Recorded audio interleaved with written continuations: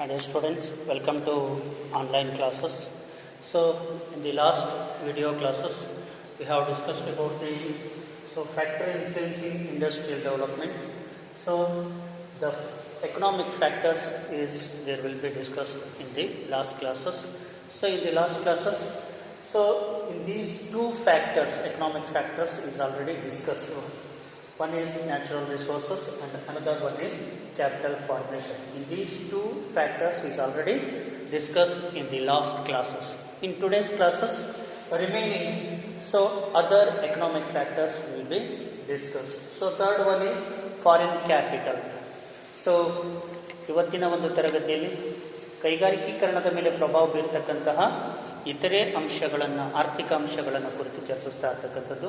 So ಮೂರನೆಯ ಆರ್ಥಿಕ ಅಂಶ ಈ ವಿದೇಶಿ ಬಂಡವಾಳ, ಫಾರಿನ್ ಏಡ್ ಅಂತ ಕರೀತಾರೆ, ಫಾರಿನ್ ಕ್ಯಾಪಿಟಲ್ ಅಂತ ಕರೀತಾರೆ.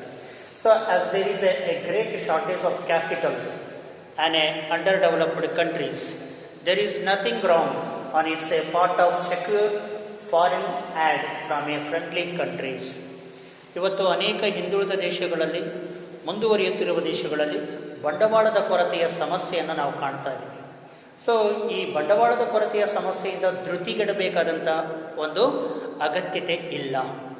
ಆದರೆ ಇವತ್ತು ನಮ್ಮ ದೇಶ ಅಥವಾ ಹಿಂದುಳಿದ ದೇಶಗಳು ಯಾವ ದೇಶಗಳ ಜೊತೆಗೆ, ಅಭಿವೃದ್ಧಿ ಹೊಂದಿದ ದೇಶಗಳ ಜೊತೆಗೆ ಸ್ನೇಹಪೂರ್ವಕವಾಗಿದ್ದಾವೆ ಅಂಥ ದೇಶಗಳಿಂದ ಬಂಡವಾಳವನ್ನು ಸಾಲದ ರೂಪದಲ್ಲಿ ಪಡೆದುಕೊಂಡು ಕೈಗಾರಿಕಾ ಕ್ಷೇತ್ರದಲ್ಲಿ ಹೂಡಿಕೆ ಮಾಡಬಹುದು. ಇದರಿಂದ ಕೈಗಾರಿಕಾ ಕ್ಷೇತ್ರವನ್ನು ಅಭಿವೃದ್ಧಿಪಡಿಸಬಹುದು. Such a foreign capital or foreign aid so is a accelerate the economic development of a countries. So ಇವತ್ತು ನಮ್ಮಂಥ ದೇಶಗಳು ವಿದೇಶಿ ಬಂಡವಾಳದ ನೆರವಿನ ಮೂಲಕ ದೇಶದ ಆರ್ಥಿಕ ಅಭಿವೃದ್ಧಿ ಮತ್ತು ಕೈಗಾರಿಕಾ ಅಭಿವೃದ್ಧಿಯನ್ನು ವೇಗದ ಗತಿಯ ಮೂಲಕ ಹೆಚ್ಚಿಸಬಹುದು ಅನ್ನೋ. So the economic history of the world provide several instant where a countries have initiated the process of economic development with a foreign capital. ಇವತ್ತು ಜಾಗತಿಕ ಆರ್ಥಿಕ ಒಂದು ಇತಿಹಾಸವನ್ನು ನಾವು ಗಮನಿಸಿದರೆ, ಜಗತ್ತಿನ ಆರ್ಥಿಕ ಇತಿಹಾಸವನ್ನು ನಾವು ಗಮನಿಸಿದರೆ ಅನೇಕ ದೇಶಗಳು ಈ ವಿದೇಶಿ ಬಂಡವಾಳದ ಮೂಲಕವೇ ಸಾಕಷ್ಟು ಆರ್ಥಿಕ ಪ್ರಗತಿಯನ್ನು, ಕೈಗಾರಿಕೀಕರಣವನ್ನು ಹೊಂದಿರತಕ್ಕಂಥದ್ದನ್ನು ನಾವು ಕಾಣ್ತಾ ಇದ್ದೀವಿ. For example, so United Kingdom, USA, Canada, Japan etceteras are the standing examples of the countries which have achieved a rapid economic progress because of huge foreign aid. ಇವತ್ತು ಇಂಗ್ಲೆಂಡ್ ಆಗಿರ್ಬೋದು, ಅಮೇರಿಕಾ ಆಗಿರ್ಬೋದು, ಕೆನಡಾ ಆಗಿರ್ಬೋದು, Japan ಆಗಿರ್ಬೋದು, ಮುಂತಾದ ದೇಶಗಳು ಇವು ಪ್ರಾರಂಭದಲ್ಲಿ ಈ ಬೇರೆ ಬೇರೆ ವಿದೇಶಿ ಸಾಲವನ್ನು ಪಡ್ಕೊಂಡಿಯೇ ಈ ದೇಶಗಳು ಕೈಗಾರಿಕಾ ದೃಷ್ಟಿಯಲ್ಲಿ, ಕೈಗಾರಿಕಾ ಕ್ಷೇತ್ರದಲ್ಲಿ ಸಾಕಷ್ಟು ಪ್ರಗತಿಯನ್ನು ಸಾಧಿಸಿರ್ತಕ್ಕಂಥದ್ದನ್ನು ನಾವು ಉದಾಹರಣೆಯಾಗಿ ಕಾಣಬಹುದು. In the absence of such an ad, these countries would not have achieved such a rapid economic growth.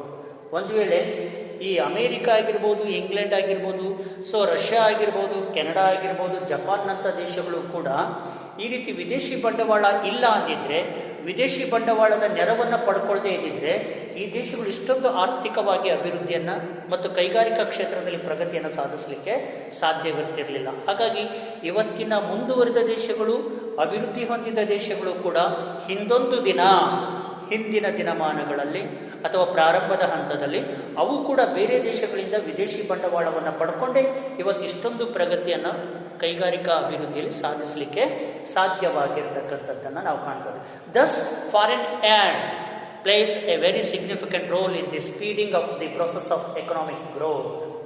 ಇವತ್ತು ಈ ವಿದೇಶಿ ಬಂಡವಾಳದ ನೆರವಿನ ಮೂಲಕ ನಾವು ನಮ್ಮ ಆರ್ಥಿಕ ಪ್ರಗತಿಯ ವೇಗವನ್ನು ಹೆಚ್ಚಿಸಿಕೊಳ್ಳಬಹುದು. ಆ ಆರ್ಥಿಕ ಪ್ರಗತಿಯ ವೇಗವನ್ನು ಹೆಚ್ಚಿಸುವಲ್ಲಿ ವಿದೇಶಿ ಬಂಡವಾಳದ ಸಹಾಯ ಬಹಳಷ್ಟು ಪ್ರಮುಖವಾಗಿರ್ತಕ್ಕಂಥದ್ದನ್ನು ನಾವಿಲ್ಲಿ ಅಲ್ಲಗಳೆಯೋ ಹಾಗಿಲ್ಲ. If underdeveloped countries have to bring about their economic development with their own resources, they will have to wait for a undoubtedly a long time. ಇವತ್ತು ಅನೇಕ ಹಿಂದುಳಿದ ದೇಶಗಳು ತನ್ನ ಸ್ವಂತ ಬಂಡವಾಳವನ್ನೇ ಹೂಡಿಕೆ ಮಾಡಿಕೊಂಡು ಉತ್ಪಾದನೆ ಮಾಡ್ತಾ ಹೋದರೆ ಅಥವಾ ಆರ್ಥಿಕ ಪ್ರಗತಿಯನ್ನು ಸಾಧಿಸ್ತಾ ಹೋದರೆ ಅದು ಸಾಕಷ್ಟು ಸಮಯಾವಕಾಶವನ್ನು ತೆಗೆದುಕೊಳ್ಬೇಕಾಗುತ್ತೆ, ಕಾಯಬೇಕಾಗುತ್ತೆ. but the constant supply of foreign capital enables the underdeveloped countries to be undertake projects which have a long gestation period and also inspire the domestic capital. ಒಂದು ವೇಳೆ ಈ ಹಿಂದುಳಿದ ದೇಶಗಳು, ಮುಂದುವರಿಯುತ್ತಿರುವ ದೇಶಗಳು ವಿದೇಶಿ ಬಂಡವಾಳದ ಸಹಾಯವನ್ನು ನಿರಂತರವಾಗಿ ಪಡೆದುಕೊಳ್ಳೋದ್ರ ಮೂಲಕ ಮತ್ತು ದೇಶೀಯ ಬಂಡವಾಳವನ್ನು ಕೂಡ ಕೈಗಾರಿಕಾ ಕ್ಷೇತ್ರದಲ್ಲಿ ಹೂಡಿಕೆ ಮಾಡೋದ್ರ ಮೂಲಕ ಸಾಕಷ್ಟು ಹೊಸ ಹೊಸ ಯೋಜನೆಗಳನ್ನು ಅಳವಡಿಸಿಕೊಂಡು ಕೈಗಾರಿಕಾ ಕ್ಷೇತ್ರವನ್ನು ಪ್ರಗತಿಯತ್ತ ಕೊಂಡೊಯ್ಯಬಹುದು, ಅಭಿವೃದ್ಧಿಯತ್ತ ಕೊಂಡೊಯ್ಯಬಹುದು. Moreover, the foreign capital will also bring with the technical know-how and the knowledge and experience of business which are quite essential for economic development. ಕೇವಲ ವಿದೇಶದಿಂದ ಬಂಡವಾಳವನ್ನು ಸಾಲವಾಗಿ ಪಡೆಯೋದು ಅಷ್ಟೇ ಅಲ್ಲ, ಅದರ ಜೊತೆಗೆ ವಿದೇಶದಿಂದ ತಂತ್ರಜ್ಞಾನವನ್ನು ಆಮದು ಮಾಡಿಕೊಳ್ತಕ್ಕಂಥದ್ದು, ವಿದೇಶಿಯ ತಂತ್ರಜ್ಞಾನವನ್ನು ನಾವು ಮೈಗೂಡಿಸಿಕೊಳ್ತಕ್ಕಂಥದ್ದು, ಅದನ್ನು ಅಳವಡಿಸಿಕೊಳ್ತಕ್ಕಂಥದ್ದು ಮತ್ತು ವಿದೇಶಗಳಲ್ಲಿ ಆ ದೇಶಗಳು ಯಾವ ರೀತಿ ವ್ಯವಹಾರ ಮಾಡ್ತವೆ, ಉತ್ಪಾದನೆ ಮಾಡ್ತವೆ, ಅವುಗಳ ಒಂದು ಅನುಭವವನ್ನು ನಾವು ತಿಳ್ಕೊಂಡು ನಮ್ಮಂಥ ದೇಶಗಳ ಕೈಗಾರಿಕೆಗಳಲ್ಲಿ ಕೂಡ ಅಳವಡಿಸಿಕೊಂಡ್ರೆ ನಾವು ಸಾಕಷ್ಟು ಅಭಿವೃದ್ಧಿಯನ್ನು ಸಾಧಿಸಬಹುದು. So therefore an underdeveloped country should be so gladly accept foreign aid provided it is not attached with any political ties. ಇವತ್ತು ಪ್ರತಿಯೊಂದು ಈ ಹಿಂದುಳಿದ ದೇಶಗಳು ಬಹಳಷ್ಟು ಮುಖ್ಯವಾಗಿ ಈ ವಿದೇಶಿ ಬಂಡವಾಳವನ್ನು ಪಡ್ಕೊಳ್ಬೇಕು. ಯಾವುದೇ ಒಂದು ರಾಜಕೀಯ ದ್ವೇಷವನ್ನು ಇಟ್ಟುಕೊಳ್ಳದೆ ಮುಂದುವರೆದ ದೇಶಗಳ ಮೂಲಕ ಅಥವಾ ಅಭಿವೃದ್ಧಿ ಹೊಂದಿದ ದೇಶಗಳ ಮೂಲಕ ಬಂಡವಾಳವನ್ನು ಆಮದು ಮಾಡಿಕೊಂಡು ಹೂಡಿಕೆ ಮಾಡಿದರೆ ಇವತ್ತು ಅಭಿವೃದ್ಧಿ ಹೊಂದುತ್ತಿರುವ ದೇಶಗಳಲ್ಲಿ ಕೂಡ ಕೈಗಾರಿಕೆಗಳನ್ನು ಸಾಕಷ್ಟು ಪ್ರಗತಿಯತ್ತ ಕೊಂಡೊಯ್ಯಬಹುದು ಅನ್ನೋದು. And next fourth one, capital output ratio. ಬಂಡವಾಳ ಮತ್ತು ಉತ್ಪಾದನೆಯ ಅನುಪಾತದ ದರವೂ ಕೂಡ ಕೈಗಾರಿಕೀಕರಣವನ್ನು ಮತ್ತು ಕೈಗಾರಿಕಾ ಅಭಿವೃದ್ಧಿಯನ್ನು ನಿರ್ಧರಿಸುವಲ್ಲಿ ಬಹಳಷ್ಟು ಪ್ರಮುಖ ಪಾತ್ರವನ್ನು ವಹಿಸ್ತಾ ಇರ್ತಕ್ಕಂಥದ್ದು. The capital output ratio is A another determinate of economic development. ಈ ಬಂಡವಾಳ ಮತ್ತು ಉತ್ಪಾದನೆಯ ಅನುಪಾತದ ದರವು ಕೂಡ ಆರ್ಥಿಕ ಅಭಿವೃದ್ಧಿಯನ್ನು ನಿರ್ಧರಿಸತಕ್ಕಂಥ ಒಂದು ಪ್ರಮುಖ ಅಂಶವಾಗಿರ್ತಕ್ಕಂಥದ್ದು. The term capital output ratio refers to the a number of units of capital require produce 1 unit of output. ಇಲ್ಲಿ ಎಷ್ಟು ಪ್ರಮಾಣದ ಬಂಡವಾಳವು ಎಷ್ಟು ಯೂನಿಟ್ಗಳನ್ನು ಉತ್ಪಾದನೆ ಮಾಡುತ್ತದೆ ಎಂಬುದನ್ನು ಸೂಚಿಸ್ತಕ್ಕಂಥದ್ದಕ್ಕೆ ನಾವು ಬಂಡವಾಳ ಮತ್ತು ಉತ್ಪಾದನೆಯ ಅನುಪಾತ ಅಂತ ಕರೀತಾ ಇದ್ದೀವಿ. If for example a machine costing is 3 lakh helps to produce an annually output worth rupees 1 lakh, then the capital output ratio is a 3:1 or simply 3. ಇಲ್ಲಿ ಒಬ್ಬ ಉದ್ಯಮಿದಾರ, ಒಬ್ಬ ಕೈಗಾರಿಕೋದ್ಯಮಿದಾರ ಒಂದು 3 ಲಕ್ಷ ರೂಪಾಯಿ ಬೆಲೆ ಬಾಳತಕ್ಕಂಥ ಯಂತ್ರವನ್ನು ಕೊಂಡುಕೊಂಡು ತನ್ನ ಕೈಗಾರಿಕೆಯಲ್ಲಿ ಅಳವಡಿಸಿಕೊಂಡಿದ್ದಾನೆ ಅಂತಂದರೆ ಆ ಯಂತ್ರೋಪಕರಣ ಒಂದು ವರ್ಷಕ್ಕೆ 1 ಲಕ್ಷ ರೂಪಾಯಿ ಬೆಲೆ ಬಾಳತಕ್ಕಂಥ ಸರಕುಗಳನ್ನು ಉತ್ಪಾದನೆ ಮಾಡುತ್ತೆ ಅಂತಂದರೆ ಆಗ ಆ ಬಂಡವಾಳ ಮತ್ತು ಉತ್ಪಾದನೆಯ ಅನುಪಾತದ ದರ ಎಷ್ಟಾಗುತ್ತೆ? 3:1, 3ರ ಅನುಪಾತ 1 ಆಗಿರ್ತಕ್ಕಂಥದ್ದು. ಆ ಒಂದು ಯಂತ್ರೋಪಕರಣದ ಜೀವಿತಾವಧಿ 20 ವರ್ಷ ಆಗಿದ್ರೆ ಆ 20 ವರ್ಷಗಳಲ್ಲಿ 20 ಯೂನಿಟ್ನಷ್ಟು ಅಥವಾ 20 ಲಕ್ಷದ ಮೌಲ್ಯದಷ್ಟು ಸರಕುಗಳನ್ನು ಆ ಯಂತ್ರೋಪಕರಣ ಉತ್ಪಾದಿಸಲಿಕ್ಕೆ ಸಾಧ್ಯವಾಗ್ತಕ್ಕಂಥದ್ದು. This implies that 3 units of capital are required to produce 1 unit of output. 3:1 it's means 3 unit of capital are required to produce 1 unit of the output. 3 lakh ರೂಪಾಯಿ ಬೆಲೆ ಬಾಳತಕ್ಕಂಥ ಯಂತ್ರೋಪಕರಣ ವಾರ್ಷಿಕವಾಗಿ 1 ಲಕ್ಷ ರೂಪಾಯಿ ಬೆಲೆ ಬಾಳತಕ್ಕಂಥ ಸರಕುಗಳನ್ನು ಉತ್ಪಾದನೆ ಮಾಡುತ್ತದೆ ಎಂಬುದನ್ನು ಈ ಒಂದು ಅನುಪಾತ ಸೂಚಿಸ್ತಾ ಇರ್ತಕ್ಕಂಥದ್ದು. Therefore, this reflects the level of productivity of capital in the various sectors of the economy at a different points of time. ಈ ಒಂದು ಆರ್ಥಿಕ ಕ್ಷೇತ್ರದಲ್ಲಿ ವಿವಿಧ ಸಮಯದಲ್ಲಿ ಈ ಬಂಡವಾಳ ಮತ್ತು ಉತ್ಪಾದನೆಯ ಅನುಪಾತದ ದರವು ಕೂಡ ವಿಭಿನ್ನವಾಗಿರ್ತದೆ. In other words, it determines the rate of which total output grows as a result of a given a value of capital of investment. ಒಂದು ಉದ್ಯಮಿ ಎಷ್ಟು ಪ್ರಮಾಣದಲ್ಲಿ ಉತ್ಪಾದನೆ ಮಾಡುತ್ತೆ, ಉತ್ಪಾದಕತೆಯ ಬೆಳವಣಿಗೆ ಎಷ್ಟಿದೆ ಅನ್ನೋದನ್ನು ನಿರ್ಧರಿಸ್ತಕ್ಕಂಥದ್ದು ಆ ಒಂದು ಉದ್ಯಮದಲ್ಲಿ ಎಷ್ಟು ಬಂಡವಾಳವನ್ನು ಹೂಡಿಕೆ ಮಾಡಿದ್ದೀವಿ ಎಂಬುದರ ಆಧಾರದ ಮೇಲೆ ಉತ್ಪಾದನೆ ಏನಾಗುತ್ತೆ, ನಿರ್ಧಾರವಾಗುತ್ತೆ. So the output is always depends upon the capital.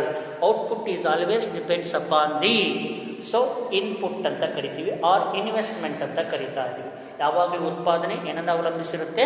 ಹೂಡಿಕೆಯನ್ನು ಅವಲಂಬಿಸಿರುತ್ತದೆ. Therefore it should be noted that the lower the capital output ratio, the higher will be the average productivity of capital and faster will be the rate of growth of national income. So ಎಲ್ಲಿ ಈ ಬಂಡವಾಳ ಮತ್ತು ಉತ್ಪಾದಕತೆಯ ಅನುಪಾತದ ದರ ಕಡಿಮೆ ಇರ್ತದೆಯೋ ಅಲ್ಲಿ ಉತ್ಪಾದಕತೆ, ಸರಾಸರಿ ಉತ್ಪಾದಕತೆ ಹೆಚ್ಚಳವಾಗಿರ್ತದೆ. ಆ ಮೂಲಕ ಆ ದೇಶದ ರಾಷ್ಟ್ರೀಯ ಆದಾಯದ ಬೆಳವಣಿಗೆಯೂ ಕೂಡ ಅತ್ಯಧಿಕವಾಗಿರ್ತದೆ. Therefore, it should be noted that the lower the capital output ratio, the higher will be the average productivity of capital and faster will be the rate of growth of national income. On the other hand, the higher the capital output ratio, the lower will be the average productivity of capital and so the lower will be the rate of growth of national income. ಅದಕ್ಕೆ ವಿರುದ್ಧವಾಗಿ ಏನಾದರೂ ಈ ಉತ್ಪಾದನೆ ಮತ್ತು ಬಂಡವಾಳ ಮತ್ತು ಉತ್ಪಾದನೆಯ ಅನುಪಾತದ ದರ ಅತ್ಯಧಿಕವಾಗಿದ್ದರೆ ಸರಾಸರಿ ಉತ್ಪಾದಕತೆ ಕಡಿಮೆಯಾಗುತ್ತೆ ಮತ್ತು ಆ ದೇಶದ ರಾಷ್ಟ್ರೀಯ ಆದಾಯದ ಬೆಳವಣಿಗೆಯ ದರವೂ ಕೂಡ ಏನಾಗಿರುತ್ತೆ? ಕಡಿಮೆ ಇರತಕ್ಕಂಥದ್ದು. So in a developed country the capital output ratio is lower, will in on A under developed country it is A higher. ಇವತ್ತು ನಾವು ಗಮನಿಸ್ತಾ ಇದ್ದೀವಿ, ಮುಂದುವರಿದ ದೇಶಗಳಲ್ಲಿ, ಅಭಿವೃದ್ಧಿ ಹೊಂದಿದ ದೇಶಗಳಲ್ಲಿ ಈ ಬಂಡವಾಳ ಮತ್ತು ಉತ್ಪಾದನೆಯ ಅನುಪಾತದ ದರ ಕಡಿಮೆ ಇದೆ. ಆದರೆ ಹಿಂದುಳಿದ ದೇಶಗಳಲ್ಲಿ ಈ ಬಂಡವಾಳ ಮತ್ತು ಉತ್ಪಾದನೆಯ ದರ ಅತ್ಯಧಿಕವಾಗಿರೋದ್ರಿಂದಲೇ ಹಿಂದುಳಿದ ದೇಶಗಳಲ್ಲಿ ಈ ಕೈಗಾರಿಕೀಕರಣ ಹಿಂದುಳಿದಿರ್ತಕ್ಕಂಥದ್ದನ್ನು ನಾವು ಕಾಣ್ತಾ ಇದ್ವಿ. ಅಂದರೆ ಈ ಬಂಡವಾಳ ಮತ್ತು ಉತ್ಪಾದನೆಯ ಅನುಪಾತದ ದರ ಕಡಿಮೆ ಇರಬೇಕು. ಅಂದರೆ ಹೂಡಿಕೆ ಮಾಡ್ತಕ್ಕಂಥ ಬಂಡವಾಳ ಕಡಿಮೆ ಇರಬೇಕು, ಮಾಡಿರ್ತಕ್ಕಂಥ ಹೂಡಿಕೆ ಬಂಡವಾಳದಿಂದ ಬರ್ತಕ್ಕಂಥ ಉತ್ಪಾದನೆ ಹೆಚ್ಚಿರಬೇಕು. ಇದನ್ನೇ ನಾವು lower the capital output ratio ಅಂತ ಕರಿತಾ ಇದ್ವಿ. So investment is less but output is more, that is A lower the capital output ratio. So in opposite the capital output ratio is higher, it's means so the investment is more but output is less, so that is a higher the capital output ratio. So because in a developed country the capital output ratio is lower, will in an underdeveloped countries it is a higher. ಇವತ್ತು ಮುಂದುವರೆದ ದೇಶಗಳಲ್ಲಿ ಕೈಗಾರಿಕೆಗಳು ಯಾಕೆ ಅಷ್ಟು ಅಭಿವೃದ್ಧಿ ಆಗಿದ್ದಾವೆ ಅಂತಂದರೆ ಆ ದೇಶಗಳಲ್ಲಿ ಬಂಡವಾಳ ಮತ್ತು ಉತ್ಪಾದನೆಯ ಅನುಪಾತದ ದರ ಕಡಿಮೆ ಇದೆ. ಆ ಮೂಲಕ ಅದರ ಸರಾಸರಿ ಉತ್ಪಾದಕತೆ ಹೆಚ್ಚಳವಾಗಿರ್ತಕ್ಕಂಥದ್ದು ಮತ್ತು ಆ ದೇಶದ ರಾಷ್ಟ್ರೀಯ ಆದಾಯವೂ ಕೂಡ ಅತ್ಯಧಿಕವಾಗಿರ್ತದೆ. ಆದರೆ ನಮ್ಮಂಥ ಮುಂದುವರಿಯುತ್ತಿರುವ ದೇಶಗಳಲ್ಲಿ ಈ ಬಂಡವಾಳ ಮತ್ತು ಉತ್ಪಾದನೆಯ ಅನುಪಾತದ ದರ ಅತ್ಯಧಿಕವಾಗಿದೆ. ಅಂದರೆ ಹೂಡಿಕೆ ಮೊತ್ತ ಹೆಚ್ಚಿದೆ, ಉತ್ಪಾದನೆಯ ಪ್ರಮಾಣ ಕಡಿಮೆ ಇರತಕ್ಕಂಥದ್ರಿಂದ ಇವತ್ತು ನಮ್ಮ ಸರಾಸರಿ ಉತ್ಪಾದಕತೆ ಕಡಿಮೆ ಇರೋದು, ರಾಷ್ಟ್ರೀಯ ಆದಾಯ ಕಡಿಮೆ ಇರೋದ್ರಿಂದ ಕೈಗಾರಿಕೀಕರಣದಲ್ಲಿ ಹಿಂದುಳಿದಿರ್ತಕ್ಕಂಥದ್ದನ್ನು ನಾವು ಕಾಣ್ತಾ ಇದ್ವಿ. So the capital output ratio is also one of the important factors of the determinations of industrialization. So remaining other economic factors, they will be discussed in next classes. Thank you.